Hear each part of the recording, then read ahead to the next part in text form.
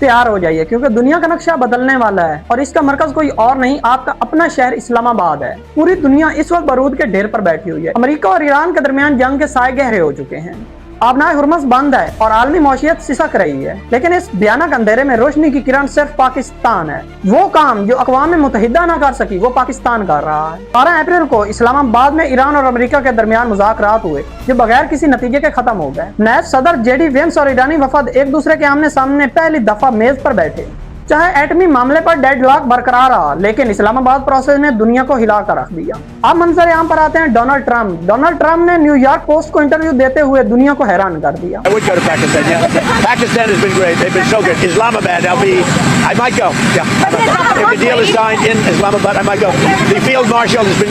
अमेरिकी सदर Donald Trump का कहना है कि अगले 2 रोज में अगर इस्लामाबाद में ईरान के साथ एटमी डील साइन होती है तो मैं खुद आऊंगा। सिर्फ यही नहीं, ट्रंप ने army chief general Asim Munir साहब की तारीफों के पुल बांध दिए।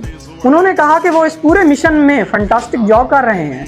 अगर आप भी परेशान हैं कि इस्लामाबाद क्यों बांधा है, जब आपका शहर दुनिया का मरकज बन जाए और सबसे बड़े लीडर की आने की खबर हो तो सिक्योरिटी ऐसे ही होती है।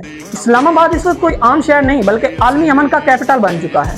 अमेरिका इस वक्त ये तस्लीम कर चुका है कि पाकिस्तान वह मुल्क है जो ईरान और अमेरिका को एक मेज पर ला सकता है। क्या वाकई ट्रंप इस्लामाबाद की सरजमीन पर कदम रखेंगे? क्या पाकिस्तान अमेरिका और ईरान की यह दुश्मनी खत्म कर पाएगा?